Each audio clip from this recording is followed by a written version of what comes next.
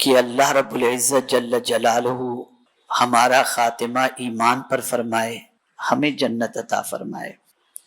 روزے، حج، عبادات، ان ساری چیزوں کا مقصد حصول جنت ہوتا ہے اور دخول جنت ہوتا ہے، اور یہ سب چیزیں کرنی چاہیے، نماز بھی پڑھنا چاہیے، روزہ بھی، اور ساری عبادات بھی۔ لیکن ایک حدیث مبارکہ آپ سماعت فرمائیں، آقائے کریم رؤوف الرحیم علیہ التحیۃ والتسلیم نے ارشاد فرمایا، من صلی علی فی یوم 1000 مرات، جو شخص دن میں مجھ پر 1000 مرتبہ درود، کتنی مرتبہ؟ جو شخص دن میں 1000 مرتبہ درود پڑھے اسے اس وقت تک موت نہیں آئے گی جب تک کہ جنت میں وہ اپنا ٹھکانہ نہ دیکھ لے۔ اس سے مراد یہ نہیں ہے کہ آپ ایک ساتھ بیٹھ کر کے 1000 مرتبہ پڑھیں، آپ کا دن میں 1000 مرتبہ درود پڑھنا کتنا ٹائم لگے گا؟ الصلاۃ والسلام علیک یا رسول اللہ، یہ بھی درود شریف ہے، اور اس درود شریف کی ایک تسبیح کو پڑھنے کے اندر میکزیمم 5 سے 7 منٹ لگتے ہیں۔ آپ نے اگر اپنا یہ معمول بنا لیا، جب وقت ملا ایک تسبیح پڑھ لی، جب وقت ملا ایک تسبیح پڑھ لی، اس طریقے سے 1000 مرتبہ اگر آپ نے درود شریف ایک دن میں پڑھ لیا تو انسانوں میں جو سب سے سچے ہیں اس سچے رسول نے یہ بات کہی ہے، اور سرکار سچ کے علاوہ کچھ فرماتے ہی نہیں ہیں۔ چونکہ ماہ محرم کی پہلی تاریخ سے ہم نے ایک سلسلہ تقریباً جگہوں پر بیان میں شروع کیا ہے کہ ہر گھر کا فرد، بچہ ہو، بوڑھا ہو، مرد ہو، عورت ہو، جوان ہو، سب یہ معمول بنا لیں کہ روزانہ 100 مرتبہ درود شریف اور 100 مرتبہ استغفار پڑھیں، اور ٹوٹل دونوں کو پڑھنے کے اندر 15 منٹ لگتے ہیں کم و بیش۔ لیکن فائدہ کیا ہوگا؟ اللہ کے عذاب سے یہ دونوں چیزیں امان عطا کر، اتنی پاورفل۔ اور اگر آپ نے اپنی نسلوں کے اندر اس چیز کو جاری کر دیا، وہ ان کی نسلوں میں انشاءاللہ یہ سلسلہ جاری و ساری رہے گا۔ اب آئیے کامیاب زندگی کا قرآنی تصور، اس کے بارے میں ہم سمجھتے ہیں۔ میں چاہوں گا کہ آج کی گفتگو کو پوری توجہ کے ساتھ آپ سنیں۔ اکثر تو آپ سنتے ہی ہیں، لیکن بچوں سے میں گزارش کروں گا کہ وہ بیچ میں سے اٹھ کر کے بھی نہ جائیں، اور دروازے کے پاس جو لوگ موجود ہیں وہ بچوں کو اندر آنے بھی نہ دیں، اور جو محفل میں بیٹھے ہوئے دور دراز بچے وہ نہ اٹھیں نہ ادھر ادھر جائیں، اور بیٹھ کر کے گفتگو کو اچھی طریقے سے سماعت فرمائیں۔ کامیاب، ہر ایک کی کامیابی کی سوچ الگ ہے۔ ایک ننھے سے بچے سے، جو 3 سال کا بچہ ہے، اس سے اگر آپ پوچھیں کہ بیٹا تم کس چیز کو کامیابی سمجھتے ہو، تو اول تو اس کے پاس اتنا شعور نہیں کہ وہ کامیابی کے مفہوم کو سمجھ سکے، لیکن کامیابی اس کو کہتے ہیں کہ مقصد پورا ہو جائے، مطلب آپ کامیاب۔ توجہ چاہوں گا، کامیابی کس کو کہتے ہیں؟ بولیے، مقصد آپ کا پورا ہو جائے آپ کامیاب ہو گئے، ٹھیک ہے نا؟ اس کو اچھی طرح ذہن میں رکھیں۔ ایک ننھا سا بچہ اپنے کو کامیاب کب سمجھتا ہے؟ جب اس بچے کے سامنے آپ کھلونے رکھ دیں، یا وہ کھلونے کا تقاضا کرے، آپ لا کر اسے کھلونا پیش کر دیں تو اس کے چہرے پر مسکراہٹ بھی جاری ہو جائے گی، اور وہ کھلونا لے کر کے دوستوں کو بھی بتائے گا اور ناچے گا، کودے گا، گویا اس بچے کو کامیابی نصیب ہو۔ یہ ہوئی بچے کی کامیابی۔ ایک اسٹوڈنٹ کی نظر میں کامیابی کیا ہے؟ تو اسٹوڈنٹ کی نظر کے اندر کامیابی یہ ہے کہ وہ امتحانات کے اندر اعلیٰ نمبروں سے پاس ہو جائے تو وہ سمجھتا ہے کہ میں کامیاب ہو گیا، اور جب وہ اعلیٰ نمبروں سے پاس ہو کر اپنا سرٹیفکیٹ، اپنی مارک شیٹ لوگوں کو دکھاتا ہے تو یہ اس کے ذہن میں کامیابی کا جو تصور تھا، اس کامیابی کے تصور کا اظہار وہ اس طریقے سے کرتا نظر آتا ہے۔ کسی کے پاس بڑی ڈگری موجود ہے اور اس کے بعد وہ جاب کی تلاش میں نکلتا ہے، یا جاب اس کا مقصد ہوتا ہے، اچھی جاب، اور اسے جاب مل جاتی ہے، تو اس پروفیشنل، اس ایجوکیٹڈ کے لیے یہ جاب جو ہے مل جانا، یہ ہوئی کامیابی۔ اب درجہ بدرجہ دیکھتے جائیے، بچپن، اسٹوڈنٹ، جاب، اب آئیے شادی کی زندگی کو دیکھ لیجئے۔ جہاں کمانا اس نے شروع کیا، عمر تھوڑی سی بڑھنے لگی، شعور بیدار ہوا، لائف پارٹنر کی ضرورت محسوس ہوئی، اس کے بعد اس نے اچھی لڑکی اسے مل گئی اور اس کی شادی ہو گئی، وہ سمجھتا ہے میں کامیاب ہو گیا. شادی کے بعد بچے گھر کے اندر پیدا ہو گئے, وہ اپنے آپ کو کامیاب سمجھنے لگا. اور پھر اس کے بعد جب بچوں کی عمر بڑھنے لگی, ایجوکیشن ان کا اچھا ہونے لگا, ایجوکیشن کے پیچھے اس نے محنت کی, اور پھر یہ بچے اچھی تعلیم حاصل کر کے بڑے ہو گئے, وہ سمجھتا ہے میں کامیاب ہو گیا. اچھی رہائش مل گئی, کامیاب ہو گیا. اگر بچیاں پیدا ہوئی ہیں اور بچی شانی ہو گئی, اچھا رشتہ مل گیا, شادی ہوئی, وہ سمجھتا ہے میں کامیاب ہو گیا. بچی کا رشتہ طے ہو گیا, اچھا داماد مل گیا, آدمی سمجھتا ہے میں کامیاب ہو گیا. اس طریقے سے اس کی خواہشیں بڑھتی جا رہی ہیں, بچپن سے خواہشیں پوری ہو رہی ہیں, کامیاب تصور کر رہا ہے. پھر اس کے بعد مجھے اچھا بنگلہ مل جائے تو میں کامیاب, میرے پاس اچھی سواری ہو تو میں کامیاب, میرے پاس جو ہے وہ لائف اسٹائل میری اچھی ہو, لیونگ اسٹینڈرڈ اچھا ہو, لیوش لائف اگر مجھے مل گئی تو میں کامیاب, میرے بنگلے, میرے خدام, میرے نوکر چاکر اتنے ہوں, آگے پیچھے ہوں, میرے مالز ہوں, دنیا کے اندر میرا کاروبار پھیلا ہوا ہو تو میں کامیاب. یہ ہوتا ہے نا؟ مجھے جواب دیجئے, میں سمجھوں کہ میں جو سمجھانا چاہ رہا ہوں آپ سمجھ رہے ہیں. یہی ہوتا ہے نا؟ اور یہی وجہ ہے, اب میں جو نقطہ عرض کرنے جا رہا ہوں, یہی وجہ ہے کہ غریب آدمی کسی بنگلے والے کو دیکھتا ہے اور اس کی عالیشان کار کو دیکھتا ہے, دروازہ کھولنے والے خدام کو دیکھتا ہے, تو کہتا ہے کتنی اچھی زندگی ہے یار, کتنی کامیاب, اس کو تو کوئی ٹینشن ہی نہیں. کہتا یہ نہیں کہتا. بھئی آپ اگر سیلنگ سے جانے کے لیے نکلیں اور حاجی علی کراس کر کے جب اس راستے پر جائیں تو کنارے پر جتنے بھی بنگلے آپ کو نظر آئیں گے اس کو حسرت بھری نگاہوں سے دیکھیں گے, کیسے رہتے ہوں گے, تازی فریش ایئر, کتنی لیوش لائف ہے ان لوگوں کی. یہ فیلنگ ہوتی, یہ کامیابی کا. آہستہ آہستہ آپ کو جو چیزوں سے محبت تھی, توجہ چاہوں گا, جو چیزوں سے محبت تھی, جو دنیا سے محبت تھی, دنیا کے مال و زر سے محبت تھی, بنگلوں سے محبت تھی, کار سے محبت تھی, آسائش کے سامان سے محبت تھی, اب آپ کی عمر ڈھلنے لگی, سفیدی آ گئی, ہاتھ پیر کے اندر کمزوریاں پیدا ہو گئیں, تو اب ان چیزوں سے نفرت شروع ہو. اب یہ چیزیں اچھی نہیں لگتی, پھر گلٹی فیل ہوتی ہے, یار میں نے اس کو دھوکہ دے کے کمایا ہے, میں نے غلط کیا, میں نے چیٹنگ کر کے کمایا ہے, میں نے غلط کیا. پھر وہ احساس ضمیر کے اندر. اب وہ شخص کیا کہتا ہے, اب پورا کامیابی کا تصور چینج ہو گیا. بچے کے لیے کھلونا کامیاب, اسٹوڈنٹ کے لیے ریزلٹ کامیاب, اور پڑھے لکھے کے لیے, ایجوکیٹڈ کے لیے جاب کامیاب, شادی کے لیے بیوی مل جائے تو کامیاب, اولاد ہو جائے تو کامیاب, پھر بنگلو ہو جائے تو کامیاب, پھر گاڑی ہو جائے تو کامیاب. یہ ساری چیزوں کو انسان کامیابی کی طرف, کامیابی کا تصور, کامیابی اس کو سمجھتا ہے کہ انہی ساری چیزوں کے مل جانے پر کامیابی ہے. لیکن جب بوڑھا ہوتا ہے تو اب وہ یہ نہیں کہتا جس کے پاس بنگلہ ہو وہ کامیاب, جس کے پاس گاڑی ہو وہ کامیاب. اب وہ ہر ایک سے یہ دعا نہیں کراتا کہ آپ دعا کرو اللہ مجھے بنگلہ یا گاڑی عطا فرمائے. اب وہ دعا کراتا ہے کہ حضرت یہ دعا کریں میرا خاتمہ ایمان پر ہو جائے. یعنی اب وہ کامیاب جو یہ سمجھ لے کہ میرا خاتمہ ایمان پر ہوا, اب اس کے نزدیک ایمان کی اہمیت سمجھ میں آ گئی کہ سب کچھ ہوتے ہوئے میں کامیاب نہیں, میں تو کامیاب اس وقت ہو جاؤں گا جب خاتمہ میرا ایمان پر.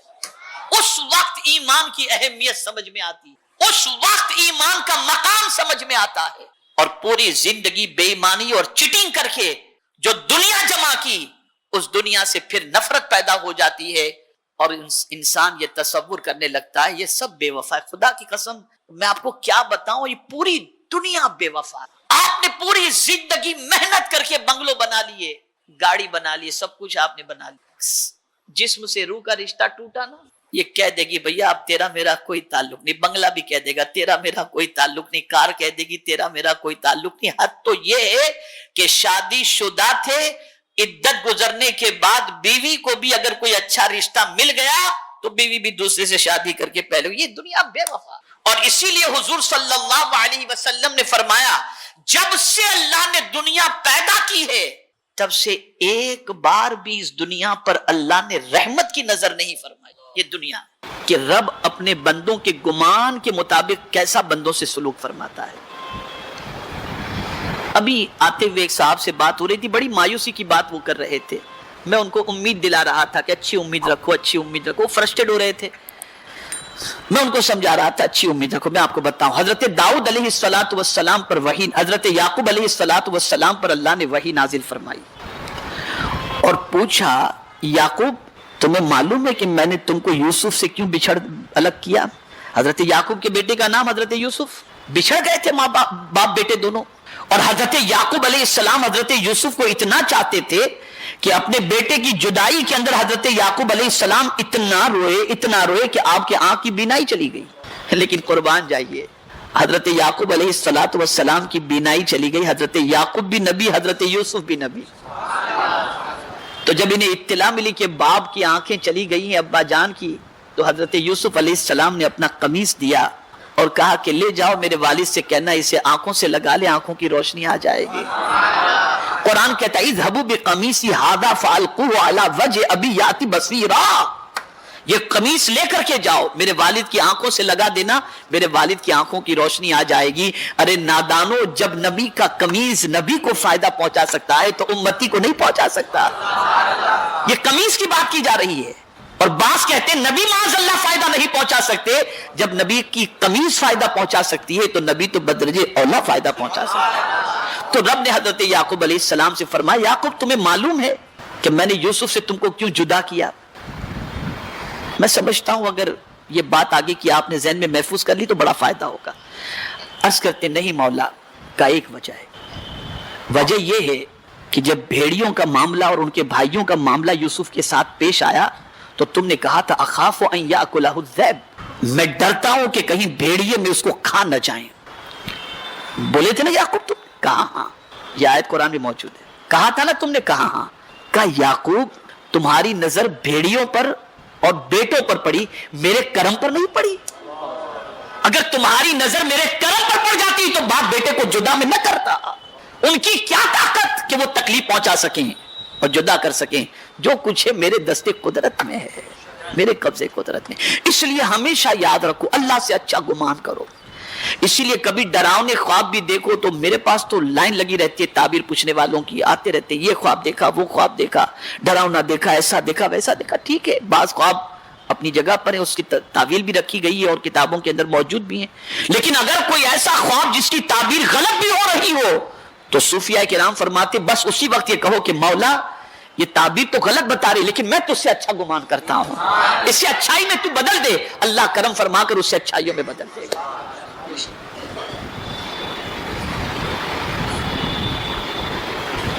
اللہ سے اچھا گمان رکھو. ساری کائنات اس کے دستے قدرت میں ہے, وہ جس طرح چاہے کائنات کو چلائے, کوئی اس کو پوچھنے والا نہیں ہے. اس کے عذاب سے بڑھ کر کے کسی کا عذاب بھی نہیں اور اس سے زیادہ سنبھالنے والا بھی کوئی نہیں. یہ بھی قرآن مقدس ولا یوثق وثاقہ احد, اس کے پہلے کیا ہے؟ لا يعذب عذابہ احد, لا يعذب عذابہ احد ولا یوثق وثاقہ احد. اس سے زیادہ عذاب دینے والا کوئی دوسرا ہے ہی نہیں اور اس سے زیادہ سنبھالنے والا بھی کوئی دوسرا نہیں. اسے ذہن میں رکھیں. اب آئیے دو واقعات اور میں آپ کے سامنے سنا دوں.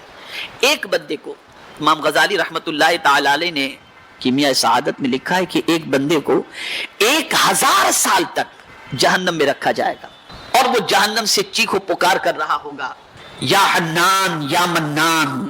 مولا فرشتوں سے فرمائے گا اسے باہر نکالو. اسے جہنم سے باہر نکالا جائے گا. رب اس بندے سے پوچھے گا میرے بندے یہ بتا جہنم کیسی جگہ ہے؟ وہ بندہ عرض کرے گا بدترین جگہ ہے مولا, مولا بدترین جگہ ہے جہنم. رب فرمائے گا فرشتوں سے اسے دوبارہ لے جاؤ جہنم میں. دوبارہ فرشتے اسے جہنم کی طرف لے جا رہے ہوں گے تو وہ پلٹ پلٹ کر دیکھ رہا ہوگا, پلٹ پلٹ کر.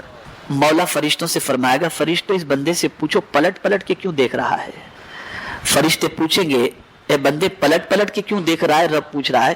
تو وہ بندہ عرض کرے گا کہ میں پلٹ پلٹ کر اس لیے دیکھ رہا ہوں کہ میرے مولا سے مجھے امید تھی کہ ایک بار جہنم سے نکالا ہے اب دوبارہ جہنم میں نہیں ڈالے گا, اس لیے پلٹ پلٹ کر دیکھ رہا ہوں. فرشتے جیسے ہی مولا سے عرض کریں گے رب ارشاد فرمائے گا لے جاؤ اسے جنت میں داخل کرو.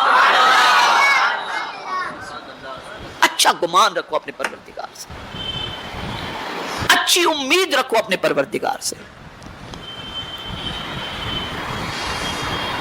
نیکی کر کے ڈرتے رہو کہ کہیں رد نہ ہو جائے اور گناہ کر کے اللہ کی بارگاہ میں مغفرت کی امید سے روتے رہو، اگر یہ دونوں سچویشن ہے تو سمجھ لینا کہ آپ کا ایمان اللہ عز و جل نے صحیح رکھا ہے۔ یاد رکھیں ایمان کی جگہ دل ہے، اس کا اظہار وجود سے کرو، ہاتھ سے بھی ایمان ظاہر ہو، دل سے بھی ایمان ظاہر ہو، زبان سے بھی ایمان ظاہر ہو، اس کو اچھی طرح سے ظاہر کرو۔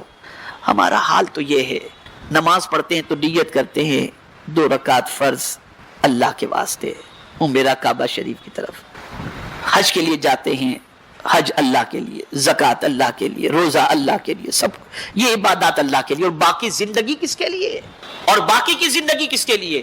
ہونا یہ چاہیے عبادات بھی تیرے لیے، اور جینا بھی تیرے لیے، اور مرنا بھی تیرے لیے، یہ ہونا سب کچھ اس کے لیے۔ اسی لیے حضور نے خود جو کہا، قرآن نے کہا کہ محبوب جو تمہاری کیفیتیں بتا دو، تو کہا ان صلاتی و نسکی و محیای و مماتی للہ رب العالمین، میری نماز، میری قربانی، میرا جینا، میرا مرنا، یہ سب کچھ اللہ رب العالمین کے لیے ہے، سب کچھ اللہ کے لیے۔ ارے دوستی بھی اللہ کے لیے کرو، دشمنی بھی اللہ کے لیے کرو، کھلاؤ بھی اللہ کے لیے اور کھاؤ بھی اللہ کے لیے، پہنو بھی اللہ کے لیے اور پہناؤ بھی اللہ کے لیے، ہر چیز بھی اللہ کے لیے ہونا چاہیے۔ ایک اور واقعہ سماعت فرمائیں۔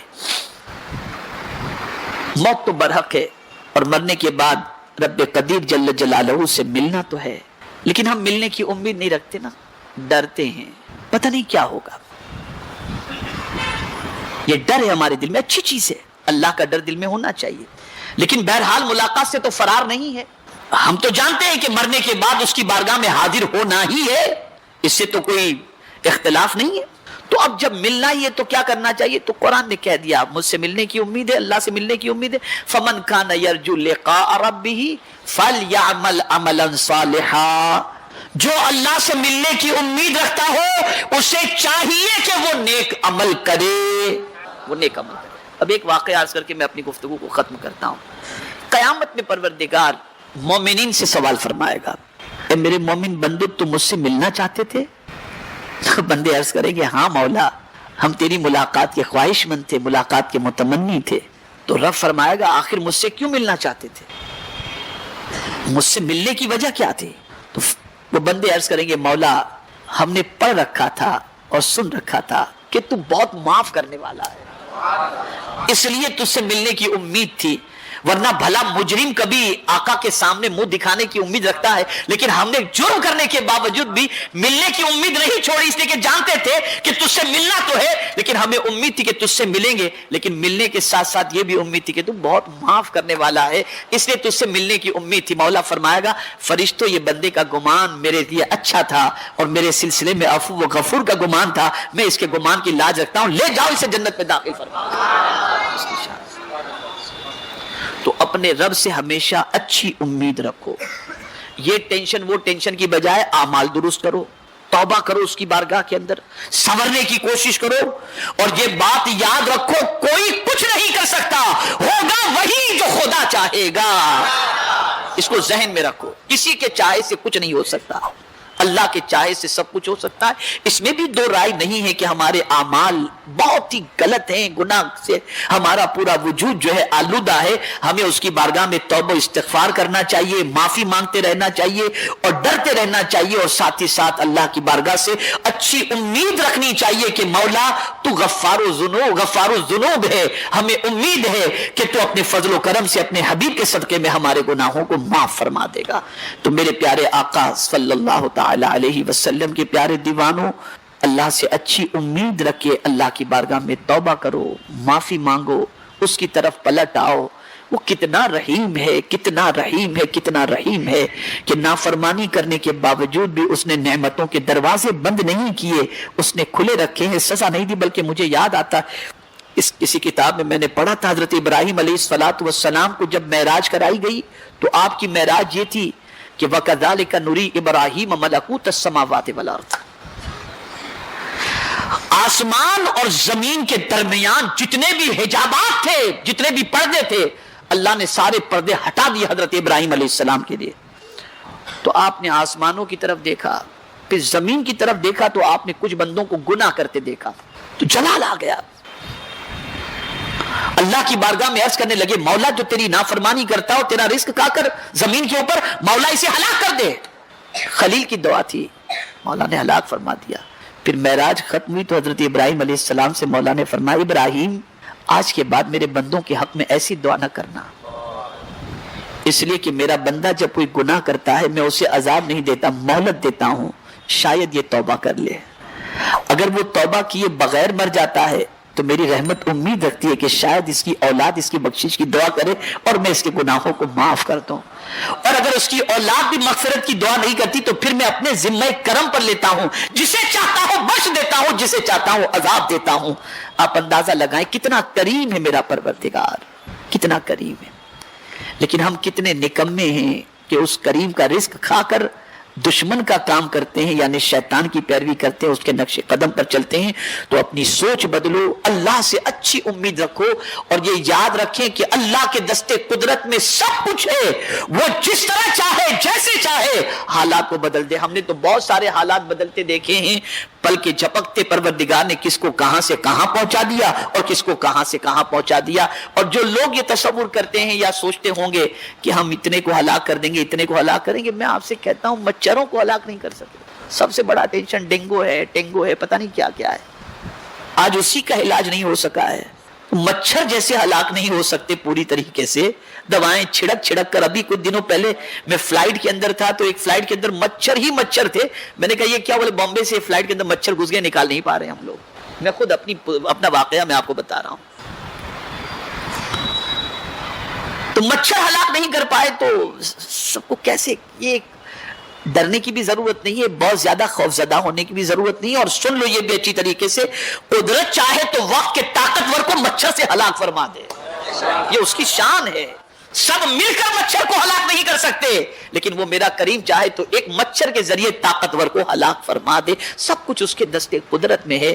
اللہ تعالیٰ سب کو صحیح سمجھ عطا فرمائے، صحیح سوچ عطا فرمائے، اور پروردگار جل جلالہ اپنے رب سے ہمیں اچھی امید رکھنے کی توفیق نصیب فرمائے۔ ہمیشہ یاد رکھے، ابھی میں تو آج میرا پروگرام یو کے میں تھا، کل بھی یو کے میں پروگرام تھا، میں ایئرپورٹ سے واپس آیا اور نہیں جا سکا، تو میں نے اپنے استاد سے عرض کیا کہ حضور میں ایئرپورٹ سے واپس آ گیا اور میں نہیں گیا، تو بڑی پیاری بات انہوں نے فرمائی، کہ مولانا اپنا کام تو کچھ ٹیڑھا بھی ہوتا ہے، کچھ سیدھا بھی ہوتا ہے، لیکن مولا کا کام سب سیدھا ہی ہوا کرتا ہے، تو اس میں کوئی بہتری ہوگی جو اس نے کیا ہے، اور یقیناً بہتری ہے، اس میں کوئی شک کی گنجائش نہیں، بہت بہتری ہے۔ ہمیشہ اللہ سے اچھی امید رکھو، اچھا گمان رکھو، جیسا گمان رکھو گے اللہ ویسا تمہارے ساتھ سلوک فرمائے گا۔ ایک صاحب نزا کے عالم میں تھے، روح نکلنے کے قریب تھی، میرے آقا صلی اللہ علیہ وسلم ان کے قریب پہنچے، سرکار نے فرمایا اپنے آپ کو کیسا پاتے ہو؟